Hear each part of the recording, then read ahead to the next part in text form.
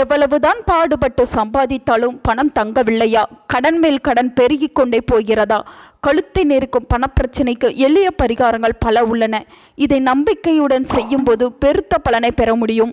அதேபோல சில பொருளை வீட்டில் வைத்திருப்பதால் கடனில் இருந்து மெல்ல விடுபடலாம். அவைகளை பற்றி சுருக்கமாக இந்த வீடியோவில் பார்க்கலாம்.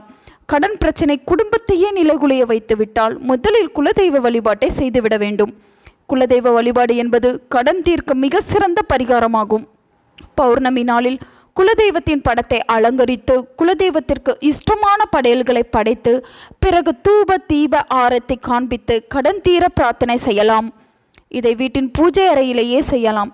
இப்படி 9 பௌர்ணமிகள் செய்து வரும்போது கடன் தீர்வதற்கான வழியை குலதெய்வமை காட்டிக் கொடுக்கும். பெருமாள் கோவிலுக்கு சென்று சனி புதன்கிழமைகளில் சக்கரத்தாழ்வார் சந்நிதியில் துளசி மாலையை சாற்றி 12 முறை வலம் வர வேண்டும். ஒவ்வொரு முறை வலம் வரும்போதும் மனதில் உள்ள கோரிக்கையை வைத்து பிரார்த்தனை செய்ய வேண்டும். இதனை 12 வாரம் செய்து வரும்போது கடன் தீர்வதற்கான வழிகள் எளிதாக பிறக்கும்.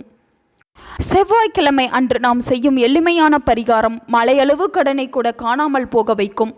வீட்டு கிச்சனில் உள்ள துவரம்பருப்பை சின்ன கிண்ணத்தில் ஒரு கைப்பிடி அளவு எடுத்துக்கொண்டு அந்த துவரம்பருப்பின் மீது 3 செவ்வரளி பூக்களை வைக்க வேண்டும்.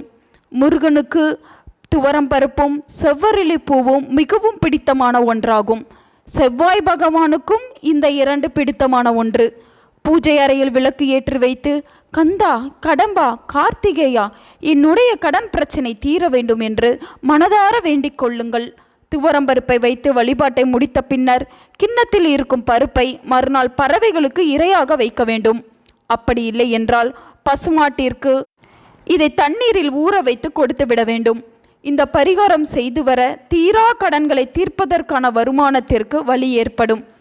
இந்த துவரம்பருப்பு அரளிப்பூ பரிகாரத்தை 9 செவ்வாய்க்கிழமை தொடர்ந்து செய்ய வேண்டும். இந்த துவரம்பருப்புக்கு அவ்வளவு சக்தி இருக்கிறது. இந்த பரிகாரம் செய்து வந்தால் உங்கள் பணப்பிரச்சனை படிப்படியாக குறையும். உங்களுக்கு கடன் தீர கந்த சஷ்டி கவசம் படிக்க வேண்டும். கந்த சஷ்டி நாளில் விரதம் இருந்து முருகப்பெருமானுக்கு செவ்வரளி மாலை சூட்டி வணங்க வேண்டும். நம்பிக்கையுடன் மனதார வேண்டிக்கொண்டால் நம்முடைய மனக்கவலைகளை கந்தன் போக்குவான். அதுபோல ஞாயிற்றுக்கிழமை சூரிய ஓரையில் சிவபெருமானுக்கு செந்தாமரை வைத்து 6 நெய் தீபமேற்றி வழிபட கடன்கள் விரைவில் தீரும். விநாயகரின் அம்சமான யானை பொம்மையை வீட்டின் வரவேற்பறையில் வைக்கலாம். ஆனால் ஜோடியாக உள்ள யானைகளைத்தான் வாங்கி வைக்க வேண்டும்.